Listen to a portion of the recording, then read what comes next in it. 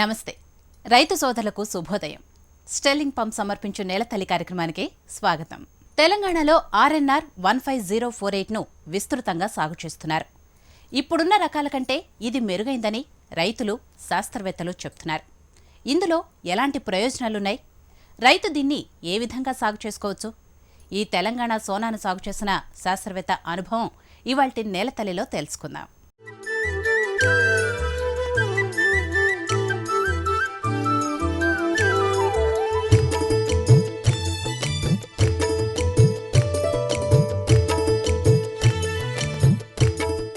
వాతావరణంలో మార్పులు, సకాలంలో రాని వర్షాలు, ఆలస్యంగా నాటితే చీడపీడల ఉధృతి, తీరా పంట చేతికొచ్చే సమయానికి దోమపోటు, అగ్గితెగులు ఇవి ఖరీఫ్లో ఎక్కువగా సాగు చేస్తున్న బీపీటీ 5204 రకానికి ఎదురవుతున్న సమస్యలు. కానీ ఆ రకానికి ధీటుగా వచ్చిందే ఆర్ఎన్ఆర్ 15048. దీన్నే తెలంగాణ సోనా అని అంటున్నారు. మరి ఆ పంటకున్న విశిష్ట లక్షణాలేంటి? వ్యవసాయ పరిశోధన రంగంలో అపారమైన అనుభవం ఉన్న వరి శాస్త్రవేత్త చెప్పే సంగతులు ఇప్పుడు చూద్దాం.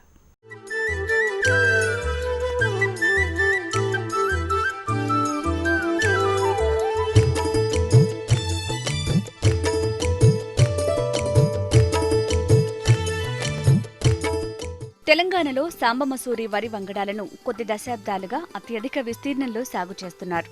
వీటిని సోనామసూరి సన్నబియ్యం అని చెప్పి ప్రజలకు వ్యాపారులు విక్రయిస్తున్నారు. ఇలా దశాబ్దాల నుంచి సాగు చేసే విత్తనాన్నే కొనసాగిస్తే దిగుబడులు పెరగవని ఐసీఏఆర్ స్పష్టం చేసింది. దీంతో తెలంగాణ వ్యవసాయ విశ్వవిద్యాలయం తన పరిశోధనలో ఆర్ఎన్ఆర్ 15048 వెలుగులోకి తెచ్చింది. దీన్నే సాంబమసూరికి ప్రత్యామ్నాయమని చెప్తున్నారు శాస్త్రవేత్తలు.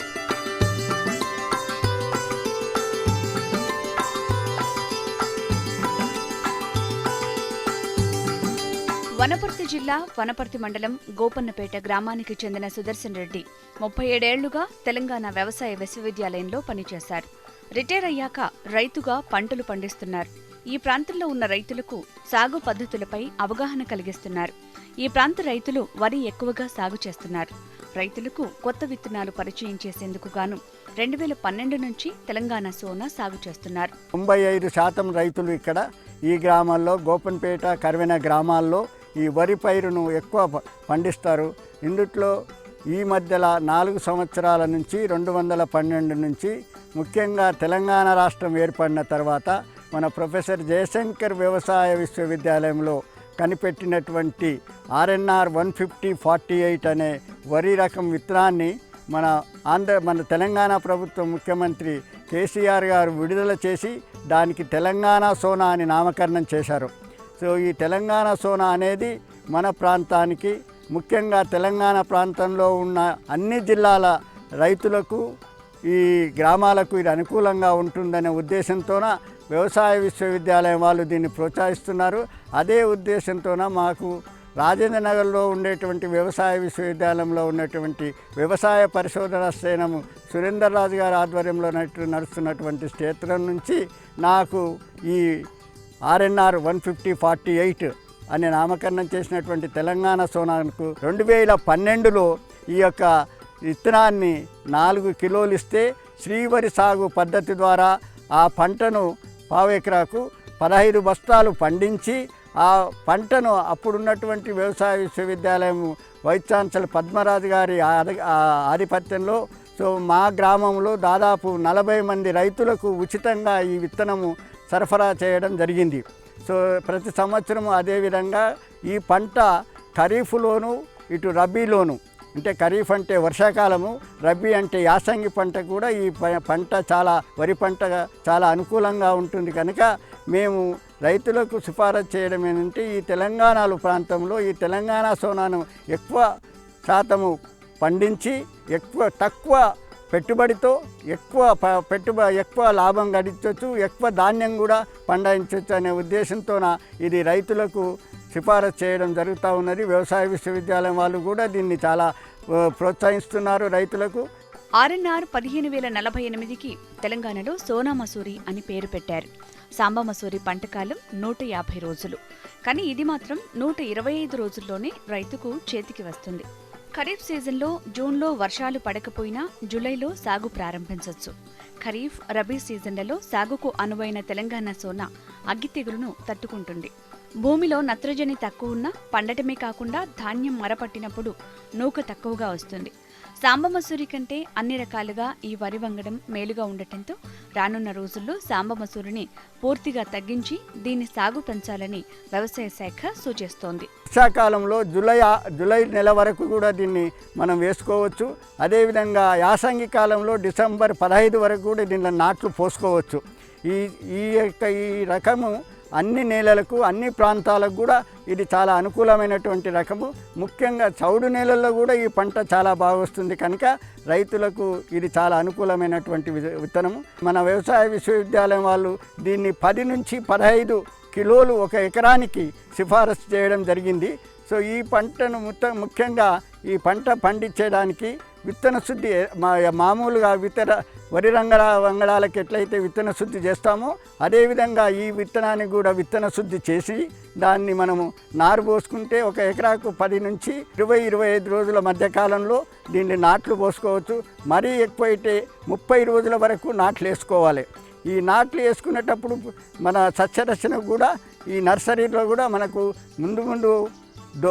ముందు రోగాలు, పురుగులు రాకుండా కూడా పిచికారీ చేసుకోవాలని సస్యరచన చర్యలు తీసుకున్న తర్వాత 20-25 రోజులకు నాట్లు వేసుకొని ఆ నాట్లు వేసేటప్పుడు 2-3 మొక్కలు నాటి దగ్గర వేసుకుంటే పంట దిగుబడి ఎక్కువ ఉంటుంది. ఈ దుక్కి చేసేది కూడా బాగా దుక్కి చేసి ఆ దుక్కి చేసే సమయంలో మన బేసల్ డ్రెస్సింగ్ అంటాం. అంటే మన నాట్లు వేసే సమయంలో ఎకరాకు సారవంతమైన పొలాల్లో మన డిఏపి అడుగు పిండి అంటాం. డిఏపిని ఒక బస్తాకు లేక బలహీనమైన నేలల్లో 1.5 బస్తాల వరకు దీన్ని సిఫారసు చేయడం జరిగింది. నేను నా పొలాల్లో ఇది ప్రయోగాత్మకంగా చేసి ఫలితాలు సాధించాను. నాట్లు వేసిన 3 రోజుల తర్వాత కలుపు నివారణ చర్యల కొరకు కలుపు మందు మనం సిఫారసు చేసినట్లు కలుపు మందు చల్లుకొని మళ్ళీ 10-15 రోజుల తర్వాత లేకపోతే దాదాపు 20 రోజుల తర్వాత కలుపు తీసిన తర్వాత మళ్ళా ఒక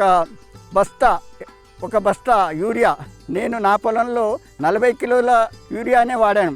సో అట్లా 40 కిలోల నుంచి 50 కిలోలకు ఒక ఎకరాకు బస్తా యూరియాను ఈ పొలాల్లో చల్లుకోవాలి.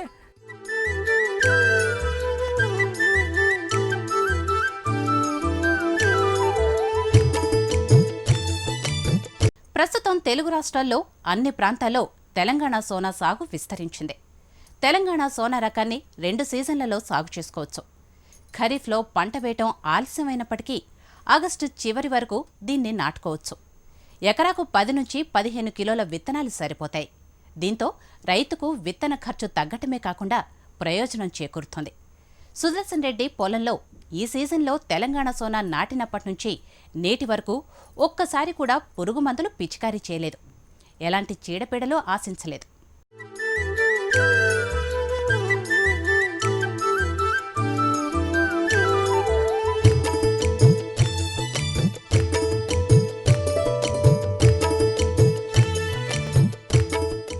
ఈ రకంలో మరో అరుదైన లక్షణం కూడా ఉంది. సాధారణంగా షుగర్ వ్యాధిగ్రస్తులు వరి అన్నం తినకూడదు అని వైద్యులు సిఫారసు చేస్తుంటారు. కానీ దీనిని మాత్రం షుగర్ వ్యాధిగ్రస్తులు కూడా తినొచ్చని అంటున్నారు. సీజన్లో ముందుగా సాగు చేసుకుంటే ఎత్తు ఎక్కువగా పెరిగి పశుగ్రాసం కూడా ఎక్కువ రావటానికి అవకాశం ఉంది. దీంతో పశుగ్రాసం కొరత కూడా తగ్గే అవకాశం ఉంటుంది. ఈ రకానికి నత్రజని సంబంధ ఎరువులు కూడా చాలా తక్కువ. దీంతో పంట సాగుకు పెట్టుబడులు కూడా తగ్గుతాయి.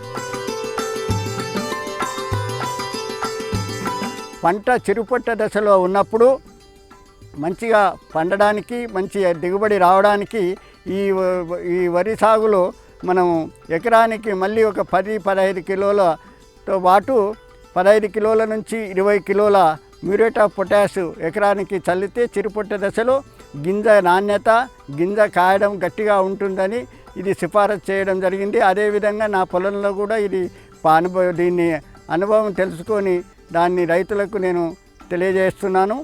మరి ఇంకా ఏంటంటే దీంట్లో ఈ చిరుపొట్ట దశలో కాండం తెగులు పురుగు లేకుంటే కాండం కుళ్ళు వచ్చి ఆశించేది ఎక్కువగా ఉంటుంది కనుక దీనికి కార్బన్ హైడ్రోక్లోరైడ్ లేక తర్వాత నల్లకంకి రాకుండా దీన్ని డైఫనాల్ లేకపోతే ప్రొఫినోఫాక్స్ అనే మందులు వాడితే కంకులు కూడా తెల్లగా వచ్చి నల్ల కంకిని నివారించడానికి ఉంటుంది. ఎందుకంటే నల్ల కంకి ఆశించే విధానం అవకాశం ఎక్కువ ఉంటుంది కనుక ఈ దశలో మనం ఇవి పిచికారి చేస్తే కంకులు తెల్లగా ఉంటాయి. ముఖ్యంగా దీంట్లో బీపీటీ కంటే ఇక్కడ గింజలో నాణ్యతతో పాటు గింజలో కూడా గొలుసుకు 200 నుంచి 250 యొక్క వడ్ల గింజలు ఉంటాయి. దీని బరువు 1000 వడ్ల గింజలకు 12 నుంచి 13 గ్రాముల బరువు ఉంటుంది కనుక ఎకరాకు తక్కువలో తక్కువ 35 బస్తాలతో పాటు ఎక్కువలో ఎక్కువ 45 బస్తాలు కూడా మా గ్రామంలో రైతులు పండించారు. నేను కూడా 40 బస్తాలు ఈ యొక్క రకంతో నా పొలంలో పండించాను. తెలంగాణలో అన్ని జిల్లాలు ఈ రకం సాగుకు అనుకూలం. చౌడు భూముల్లో కూడా సాగు చేయొచ్చు. గింజ సాంబమసూరిని పోలి ఉండటంతో ధర విషయంలో కూడా దాంతో పోటీ పడుతోంది. క్వింటాల్ ధాన్యం 1600 రూపాయలు పలుకుతోంది. సీజన్తో సంబంధం లేకుండా ఖరీఫ్, రబీ ఈ పంటను తట్టుకునే శక్తి ఉండటంతో 2 సీజన్లలో సాగు చేసేందుకు అనువుగా ఉంటుంది. దీంతో రబీలో కూడా సన్న రకాన్ని సాగు చేసే రైతులకు మంచి రకంగా దీన్ని చెప్తున్నారు నిపుణులు. ఇది పశువులకు కూడా మేత కూడా చాలా బాగుంటుంది. మన బీపీటీ కన్నా ఇందుట్లో గడ్డి బాగా పెరుగుతుంది కనుక గడ్డి తినడానికి కూడా పశువులకు చాలా అనుకూలంగా ఉంటుంది. సో దీంతో నాణ్యతతో పాటు ఈ గింజ చాలా సన్నంగా ఉంటుంది, రుచిగా ఉంటుంది. ఈ పంట కోయడానికి ముందు ఒక 10 రోజుల నుంచి 15 రోజులు నేలను బట్టి నీళ్లు ఆరబెట్టి దీన్ని కోసిన తర్వాత దీన్ని మన నిద్రావస్థ కూడా ఉంటుంది కనుక ఒక 10-15 రోజుల తర్వాత మళ్ళీ ఈ రకాన్ని మనం పంటలో వేసుకోవడానికి అనువుగా వీలుగా ఉంటుందని కూడా నేను తెలియజేస్తున్నాను. అదేవిధంగా ముఖ్యంగా ఈ రకాన్ని మన తెలంగాణ ప్రాంతంలో మన తెలంగాణ నేలల్లో దీన్ని ఎందుకు ఉపయోగించాలంటే మన సాంబార్ మసూరి కన్నా ఇది కాల పరిమితి వర్షాకాలంలో 120 నుంచి 125 రోజులకు మరియు యాసంగి కాలంలో 130 నుంచి 135 రోజుల వరకు వస్తుంది కనుక సాంబార్ మసూరి కన్నా దాదాపు ఒక నెల ముందు వస్తుంది కనుక ఇది నీటిని కూడా ఆదా చేయొచ్చు. ఎందుకంటే నీటి లేని ప్రాంతంలో నీటికి మనకు పడుతున్న కష్టాల్లో ఈ రకాన్ని చాలా అనుకూలమైంది. కాలపరిమితి తక్కువ. ఇంకోటి దీని నుంచి నేను చూసింది ఏంటంటే నా పొలంలో నేను ప్రయోగాత్మకంగా చూశాను. పోయిన సంవత్సరం యాసంగి కాలంలో వర్షాలు నీళ్లు లేక కొద్దిగా బాధపడుతున్న సమయంలో ఇది నీటి ఎద్దడికి కూడా తట్టుకొని మంచిగా పంట ఇచ్చింది. అదేవిధంగా 35 నుంచి 40 బస్తాల పంట ఇచ్చింది కనుక ఈ రకము బీపీటీ కన్నా నీటి ఎద్దడికి కూడా తట్టుకుంటుంది.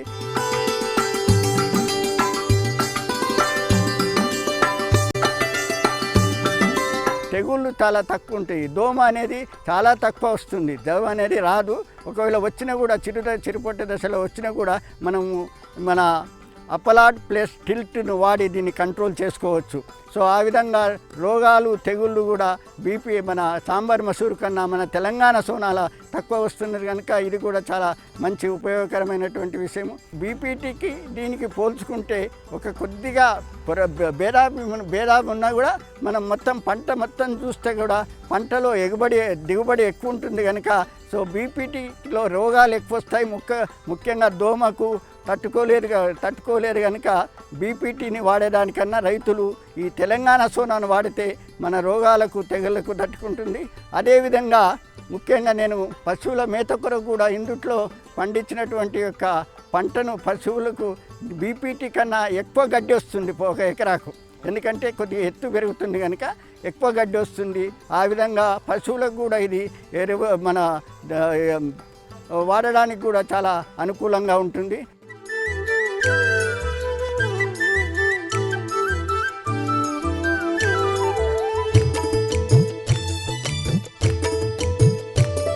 విత్తనం కావాలనుకునే రైతులు హైదరాబాద్ రాజేంద్రనగర్ జయశంకర్ వ్యవసాయ విశ్వవిద్యాలయాన్ని సంప్రదించవచ్చు. లేదంటే ఆ పంట సాగు చేసిన రైతుల నుంచి కూడా ఈ విత్తనాన్ని సేకరించి తర్వాత పంటను నాటుకునేందుకు వాడుకోవచ్చు.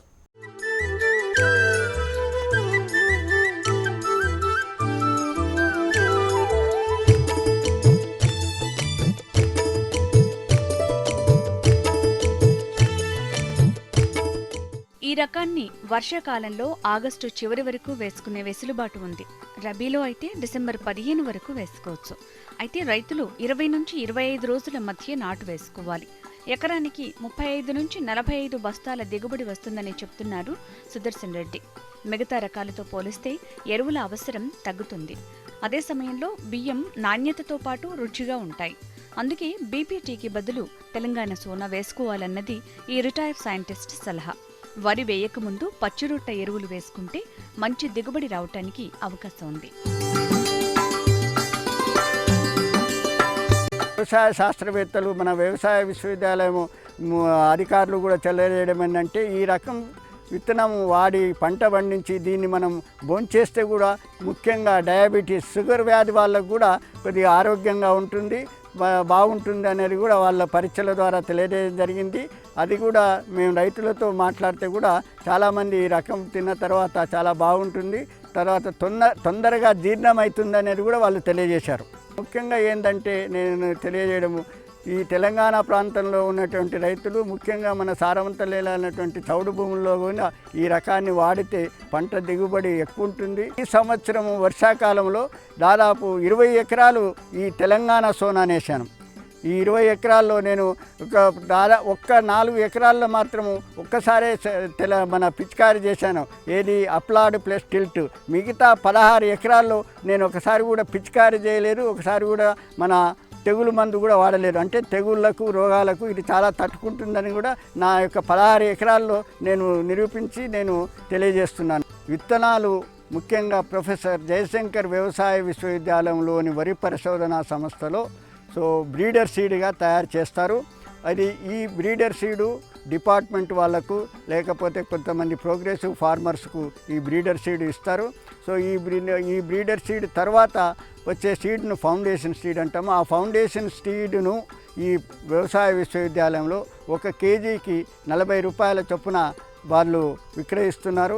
అదేవిధంగా సీడ్ సర్టిఫికేషన్ ఏజెన్సీ వాళ్ళు సీడ్ సర్టిఫై చేసిన తర్వాత రైతుల పొలాల్లో వీళ్ళు సీడ్ కార్పొరేషన్ వాళ్ళు ఈ సీడును కొనుగోలు చేసి మళ్ళీ రైతులకు కూడా అదేవిధంగా 1 కిలోకు 40 రూపాయల చొప్పున అమ్ముతున్నారు. కనుక ఇటు వ్యవసాయ విశ్వవిద్యాలయంలో కానీ, లేకపోతే మన సీడ్ సర్టిఫికేషన్ కార్పొరేషన్లో కానీ, లేకపోతే మళ్ళీ ప్రోగ్రెసివ్ ఫార్మర్స్ దగ్గర ఏవైతే వారు పండించినటువంటి యొక్క ఈ ఫౌండేషన్ సీడును రైతులు కొనుగోలు చేసుకోవచ్చు. దాని ద్వారా ఫౌండేషన్ సీడ్ తయారు చేసినటువంటి రైతులతో తీసుకొని ఆ విధంగా సర్టిఫైడ్ సీడును కూడా మన రైతుల పొలాల్లో పండించి మనం దీన్ని అమ్ముకోవచ్చు. దీర్ఘకాలం ఒకే పంట పండించడం వల్ల వ్యాధి నిరోధకత తగ్గిపోతుంది. ఎన్ని ఎరువులు వేసినా దిగుబడుల స్థాయి పెరగదు. అలాంటి సమయంలో పాత రకానికి అనుగుణంగా కొత్త రకం వచ్చినప్పుడు రైతులు త్వరితగతిన అందుకున్నప్పుడే మంచి లాభాలుంటాయి. తెలంగాణలో అన్ని నేలల్లో ఈ రకం అనువుగా ఉండటంతో రైతులంతా ఈ రకాన్ని ఎంచుకుంటే సమస్యల నుంచి బయటపడి మంచి దిగుబడులు సాధించవచ్చు. నా అనుభవం ప్రకారము నేను ఇచ్చే సలహా ఏంటంటే, వరి పంట వేయకముందు పొలాలలో మన పచ్చిరొట్టె ఎరువును జీనిగా అంటాము, మన అట్లాంటి పంటలను మనం ఈ వరి పంట వేసుకోకముందు ముందు వేసుకొని, తర్వాత వరి పంట చేసేటప్పుడు దీన్ని పొలంలో దుక్కి చేసుకొని ఈ పంట ద్వారా వరి పంట వేస్తే ఇంకా ఎక్కువ దిగుబడి వస్తుంది. తర్వాత ఈ ఎరువుల ఖర్చు కూడా తగ్గుతుంది. దాంతోపాటు ఈ నేలలు కూడా సారవంతంగా ఉంటాయి. ఎందుకంటే మనం ప్రతి సంవత్సరం ఈ కెమికల్ ఫెర్టిలైజర్స్ వాడడం వల్ల ఈ నేలలు కూడా నిస్సారంగా తయారవుతున్న సందర్భాన నా అనుభవం ప్రకారం నేను ఒక సైంటిస్ట్గా, శాస్త్రవేత్తగా సలహా ఇవ్వడం ఏంటంటే, రైతులు ఈ పచ్చిరొట్టె ఎరువులను తమ పొలాలలో పండించి దాని తర్వాత వరి పంట వేసుకుంటే బాగుంటుంది. దీనితో పాటు ఈ ముఖ్యంగా ఈ తెలంగాణ సోనా పండించడానికి మనం జూలై, ఆగస్టులో పండిస్తాం కనుక మనం మే, జూన్ ఈ ప్రాంతంలో 70 రోజులు వచ్చే ఈ పెసర పంట ఉన్నాయి కనుక పెసలు కూడా వేసుకుంటే పొలాలలో ఈ పెసర పంట తర్వాత కూడా వరి వేసుకుంటే 2 విధాలుగా లాభం వచ్చేటి. గ్రీన్ మాన్యూర్గా అంటే పచ్చి రొట్టె ఇచ్చే ఫలితాలను కూడా ఈ పెసర ఇస్తుంది. దానితో పాటు పెసర పంటకు మనకు లాభం వస్తుంది, పెసలు పండించుకోవచ్చు. అదేవిధంగా వరి పంట కూడా మనం చాలా పండించుకొని అధిక దిగుబడి కూడా వస్తుంది అనే ప్రయోగాలు కూడా ఈ మధ్యలో నేను మా విశ్వవిద్యాలయంలో కానివ్వండి వేరే ప్రాంతాల్లో గమనించాం కనుక ఈ పెసర పంటను ఈ వరి పంట వేసుకోకముందు ఈ రైతులుగానే వేసుకొని పండిస్తే ఇంకా దీని ద్వారా కూడా ఈ కెమికల్ ఫర్టిలైజర్స్ మీద ఖర్చు పెట్టేటువంటి యొక్క ఖర్చును కూడా మనకు తగ్గిపోతుంది, మరియు పంట దిగుబడి ఎక్కువ ఉంటుంది, నేలలు కూడా సారవంతంగా ఉంటుందని తెలియజేస్తూ ఈ ఖచ్చితంగా పాటిస్తే మనము తక్కువ ఖర్చుతో ఎక్కువ దిగుబడి పండించి మనమే లాభం కాకుండా మన ప్రాంతానికి మన రాష్ట్రానికి కూడా తెలంగాణ రాష్ట్రానికి కూడా ఇంకా ఎక్కువ దిగుబడి సాధించి తెలంగాణ రాష్ట్రాన్ని బంగాళ తెలంగాణగా చేస్తారనే ఉద్దేశంతోనే రైతులకు ఈ సలహాలు ఇవ్వడం జరుగుతుంది.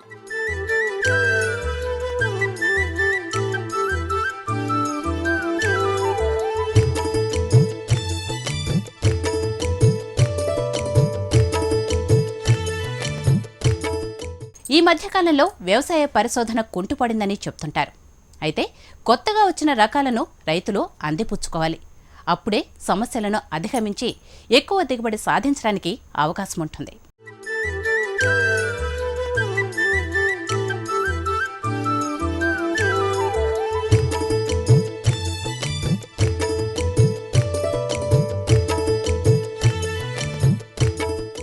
ఇది ఇవాల్టి స్టెర్లింగ్ పంప్స్ సమర్పించు నేలతల్లి కార్యక్రమం. నమస్తే.